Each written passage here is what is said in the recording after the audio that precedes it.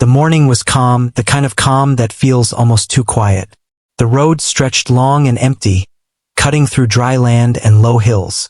A single motorcycle rolled along at a steady speed, its engine humming softly, not loud or reckless.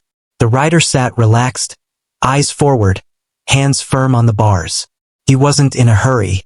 He rarely was. A patrol car sat parked near a bend in the road, half hidden behind a sign. The officer inside watched traffic come and go. It had been a slow shift, nothing but paperwork and boredom. When the motorcycle came into view, the officer straightened in his seat. The bike stood out right away. It was custom-built, clean, powerful, and clearly not cheap. The officer pulled out and followed, lights flashing. The rider noticed immediately. He eased off the throttle and guided the bike onto the shoulder near a small fuel stop. Dust lifted into the air as he came to a smooth stop. He turned off the engine and waited. No sudden moves. No attitude. Just patience. The officer stepped out of the car with confidence. He adjusted his belt and walked up slowly, eyes scanning the bike from top to bottom. The rider removed his helmet and rested it on the seat. His face was calm, unreadable. He looked like someone who had spent many years on the road. "License and registration," the officer said. The rider nodded and handed over the documents without a word. The papers were real but not local. The officer frowned as he flipped through them. He circled the bike, pointing out small details: exhaust, frame, lights. Nothing extreme, but enough to build a case if someone wanted to. "You know this bike isn't legal here," the officer said. The rider spoke slowly. "It's legal where it's registered. I'm just passing through." The officer didn't like the tone. It wasn't rude, but it wasn't nervous either. He was used to people apologizing, arguing, or begging. This man did none of that. He just stood there, steady, watching. A couple of people at the fuel stop began to look over. One leaned against a pump. Another pulled out a phone, not recording yet, just watching. The officer handed the papers back. "You should have checked local laws before riding in." "I understand," the rider said. "If there's a fine, I'll handle it." That answer should have ended it. But the officer felt challenged. He saw the bike, the calm rider, the quiet confidence, and something in him snapped. He decided the stop would not be simple. He radioed in briefly, then turned back. "This bike violates safety standards. I'm seizing it." The rider looked at him for a long moment. "I'd like to speak to a supervisor." The officer shook his head. "Not necessary." The rider didn't raise his voice. "I'm asking calmly." That calm made the officer more irritated. He felt eyes on him now. He felt judged. He took a step closer. "You're on my road, and I make the call." The rider slowly placed his helmet on the ground. "Then please do it by the book." The words were simple, but they landed heavy. The officer turned away, jaw tight. He made another call, shorter this time. When he ended it, his face was set. "Due to illegal modifications," he said loudly, "this vehicle is considered unsafe for public roads." One of the bystanders spoke up. "Isn't there paperwork for that?" The officer snapped back. "Step away." The rider didn't move. "There's no need for this," he said. "It's just a bike." The officer stared at him. "You should have thought of that earlier." What happened next shocked everyone. The officer ordered the bike moved a few feet away from the pumps. He grabbed a small container from his trunk, something meant for emergencies. The rider's eyes narrowed, not in fear, but disbelief. "You can't be serious," the rider said quietly. The officer didn't answer. He splashed fuel onto the bike seat and tank. Gasoline dripped onto the asphalt. Someone gasped. Another person started recording. "This is illegal," someone shouted. The officer lit a flare and tossed it without hesitation. Flames jumped instantly, roaring up the side of the bike. Heat pushed people back. The fire crackled and popped, black smoke curling into the sky. The rider stood still. He didn't yell. He didn't rush forward. He just watched as something he cared about burned in front of him. The officer stepped back, breathing hard. There. No more danger. Sirens could be heard in the distance, but not for help. just routine traffic. The officer believed the matter was finished. He didn't know that several phones were already live, that faces watching him would remember every detail, that this moment would travel far beyond this quiet road. The rider finally spoke. "You made a mistake today." The officer scoffed. "Get a ride and move on." The rider picked up his helmet. "I will." He walked away from the flames, calm as ever. No threats, no anger, just certainty. The fire burned itself down, leaving twisted metal and ash behind. The officer stood there, unaware that this simple stop had crossed a line that could not be uncrossed. As the rider stepped toward the road, one of the bystanders whispered to another, having recognized the patch on the jacket left unburned by chance. A name was mentioned quietly, a name the officer did not hear. The road returned to silence, but the consequences had already begun moving. The fire was gone by the time the rider returned to the road. Only smoke and twisted metal remained, black marks on the ground where the bike once stood. The officer filled out paperwork beside his patrol car, acting as if the situation was routine. A few people lingered, whispering among themselves, but no one stepped forward. The rider walked calmly to the edge of the highway and waited. Passing trucks slowed. The driver leaned out and offered a ride to the next town. The rider nodded and climbed in, holding his helmet on his lap. As the truck pulled away, he looked back once. The officer never looked up. The ride was quiet at first. The driver finally spoke. "You handled that better than most people would." The rider gave a small smile. Anger doesn't fix mistakes. When they reached town, the rider thanked the driver and stepped out near a diner. He walked inside, ordered coffee, and sat by the window. He looked like any other traveler taking a break. No one inside knew what had just happened, or who he really was. He pulled out his phone and sent a short message. No emotion, just facts, time, place, what was destroyed. Within minutes, replies came back. Simple responses. Acknowledged, understood, taken care of. Elsewhere, the officer finished his report. He chose his words carefully, framing the incident as necessary action. He mentioned safety, public risk, and noncompliance. He didn't mention the request for a supervisor. He didn't mention the crowd. He believed the paperwork would protect him. Back at the station, the shift changed. The officer joked with a colleague about finally getting some excitement on the road. He didn't notice the desk sergeant watching him closely. A video had already started circulating online. It showed flames, shouting, and a calm rider standing still while everything burned. By evening, the video had thousands of views. Comments flooded in. Some questioned the officer's actions. Others recognized details the officer never noticed. The jacket, the patch, the quiet confidence. The rider left the diner and checked into a small motel. He washed the smell of smoke from his clothes and laid the helmet carefully on the table. He sat on the bed, staring at the wall for a long moment. The bike had not just been a machine. It had history, miles, memories, but he had lost things before. He knew how to let time do its work. A knock came at the door.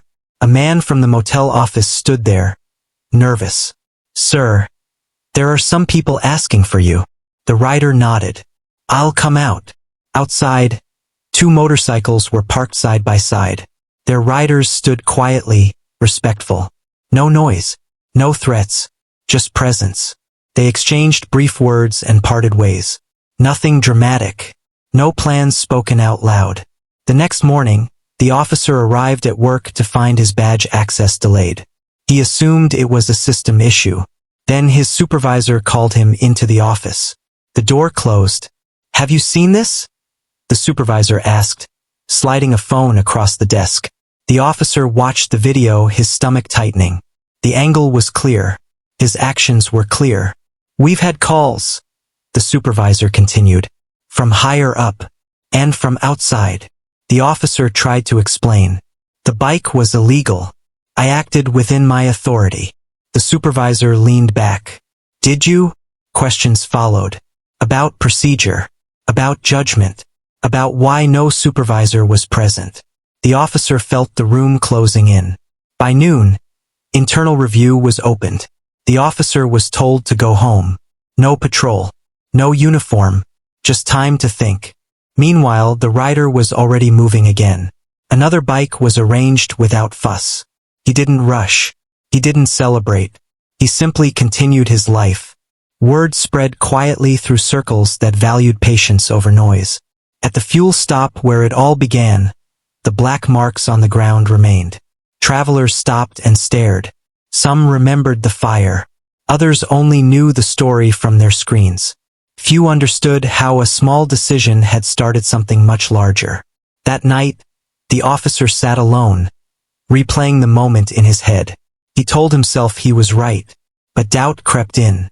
The calm voice asking for a supervisor. The way the rider walked away without fear. He didn't yet understand what kind of man he had crossed.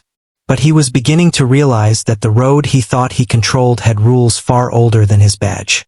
And somewhere, engines rolled softly through the dark, steady and patient, carrying a message without words. Morning came slowly. The officer woke up earlier than usual, even though he had nowhere to report. His phone sat on the table beside him, silent but heavy with meaning. He checked it again and again, hoping for a message saying everything was cleared up. Nothing came. At the station, people were talking. Not loudly, but enough.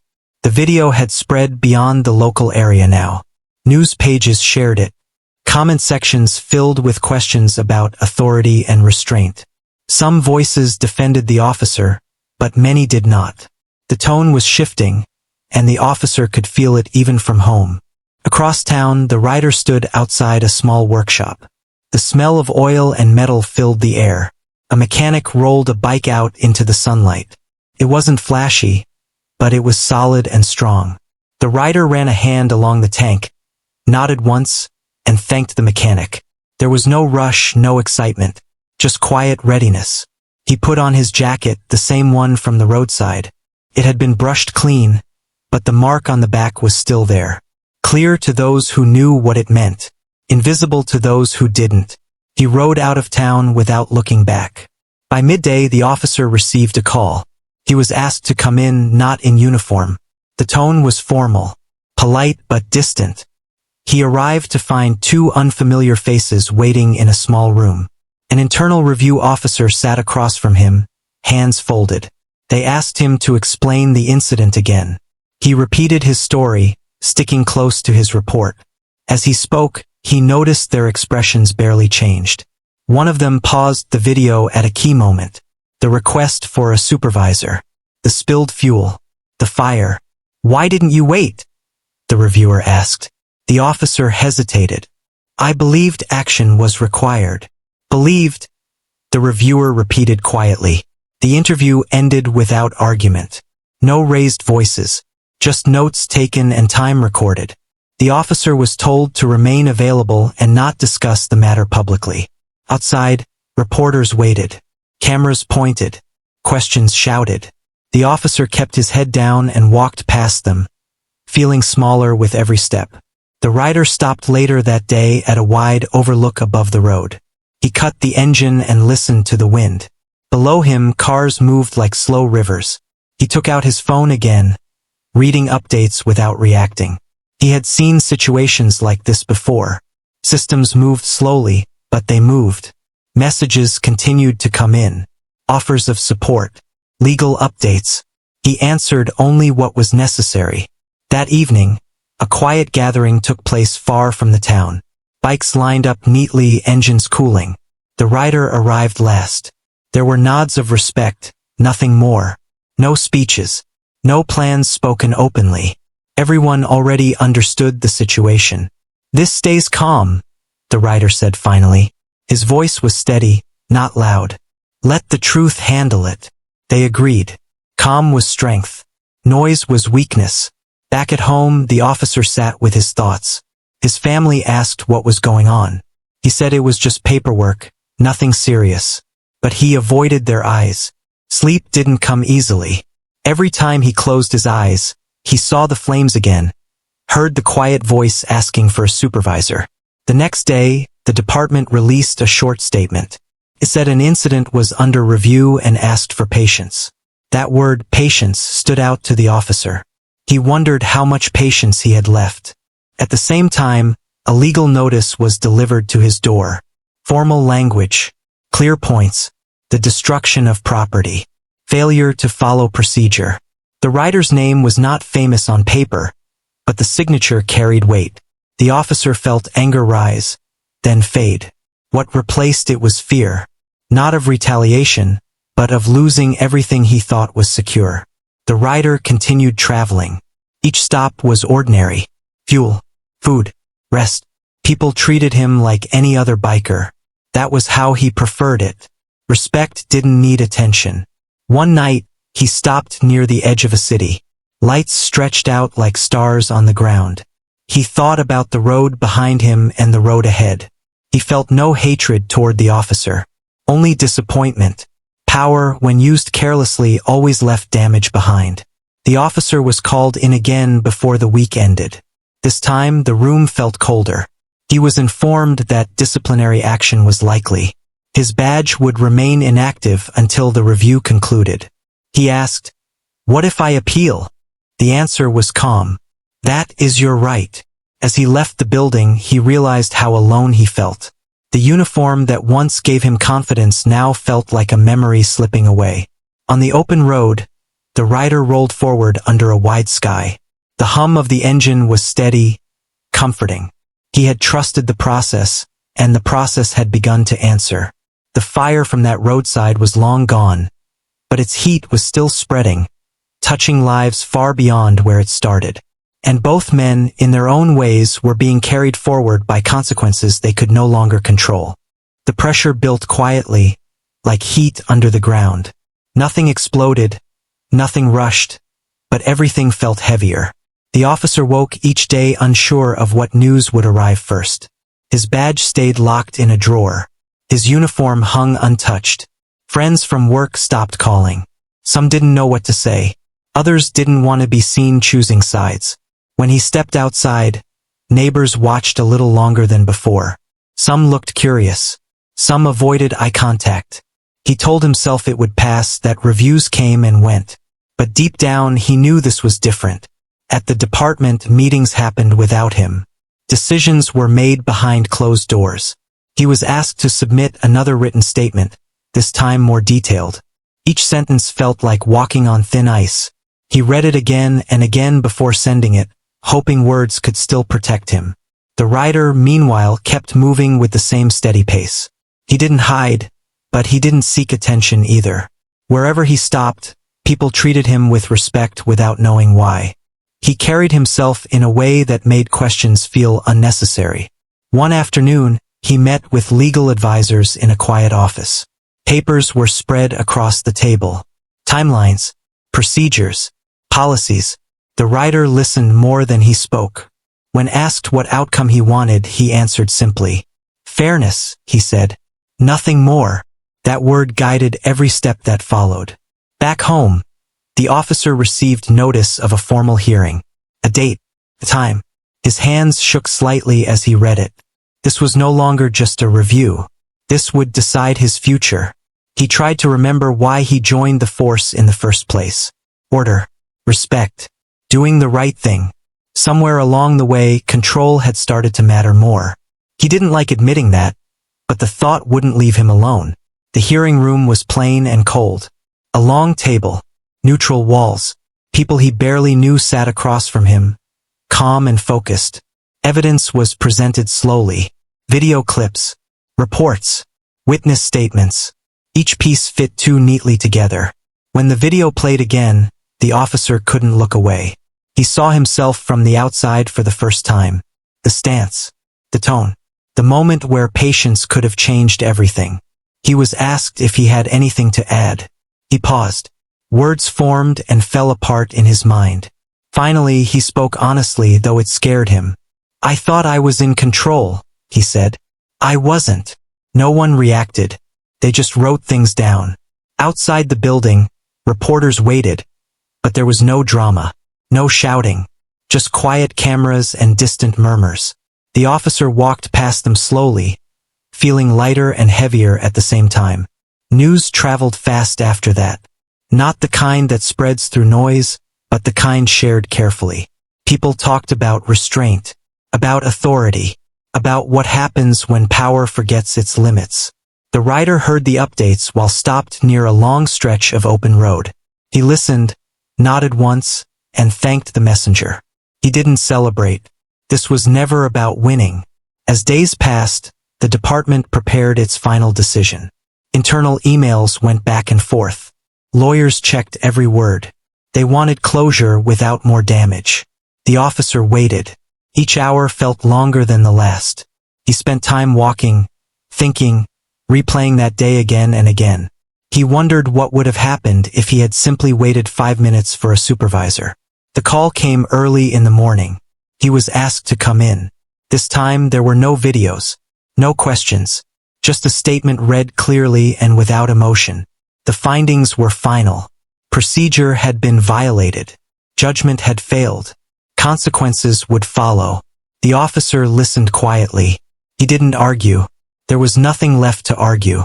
When he stepped outside, the sky was wide and clear. Traffic moved as usual. Life didn't pause for personal endings. He realized that lesson too late. Elsewhere, the rider stopped at a roadside cafe. He sat with a cup of coffee watching people pass. He looked like any traveler, blending in easily. Only those who knew the signs understood the calm strength behind his eyes. He received one final update and put his phone away. The matter was nearly closed. That evening, engines gathered quietly on the edge of town. No crowds, no tension, just riders sharing space and silence. The rider arrived, exchanged nods, and listened. "This stays peaceful," he reminded them. "Always." They respected that. Strength to them meant knowing when not to act. As night settled in, the road stretched open once more. The rider mounted his bike and rolled forward, the sound low and steady. Behind him, a chapter was ending. For the officer, a different road waited. One filled with reflection and rebuilding, uncertain and quiet. The fire that started it all was gone. But its lesson remained, clear and lasting, written not in flames, but in choices. The ending did not arrive with noise. There were no sirens, no crowds, no raised voices. It came quietly, the way real endings often do. The officer stood in an empty room at the department one last time.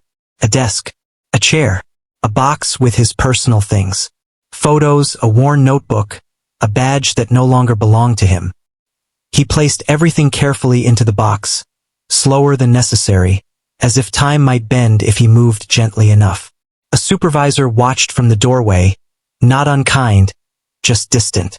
Papers had already been signed. Decisions made. There was nothing left to discuss. "You'll receive the final notice in writing," the supervisor said. The officer nodded. "I understand." That was all. No anger, no speech, just an ending. Outside, the day carried on like any other. Cars passed. People talked on phones. Someone laughed across the street. Life did not pause for his loss, and that truth settled deep in his chest. He drove home slowly, hands tight on the wheel. For the first time in years, he didn't know what came next.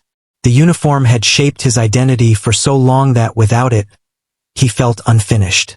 That night, he sat alone and replayed the roadside moment again.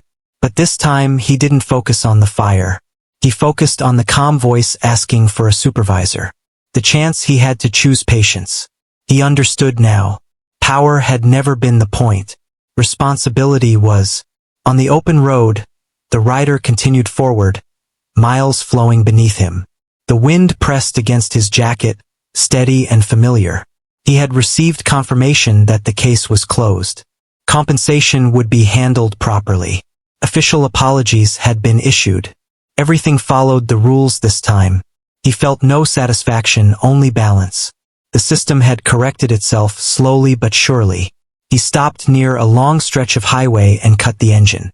Silence wrapped around him. He removed his helmet and looked out at the horizon, where the sky met the road in a soft line. People often expected anger from men like him. They expected noise. They expected force. But he had learned long ago that restraint lasted longer than rage. Later that day, he met with a small group at a quiet place far from cameras. They talked about ordinary things. Travel, weather, routes ahead. Nothing about revenge. Nothing about threats. "This is done," he said simply. They accepted it without question. Back in town, the officer received messages from a few people who still believed in him. Not many, but enough. He began to think about work outside the badge. Teaching. Training. Something that used experience without authority. He knew rebuilding would be slow. Trust always was. Weeks passed. The roadside where the bike burned was cleaned. The black marks faded. New travelers stopped without knowing what had happened there. The story lived on mostly through screens now, fading as newer stories replaced it. One evening, the rider passed through the area again. No one recognized him. He filled his tank, paid, and rode on. The place held no bitterness for him, only memory. The officer, too, drove that road one last time.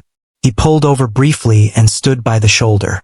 The wind moved through the grass. He imagined how different things might have been if he had chosen another path. He didn't stay long.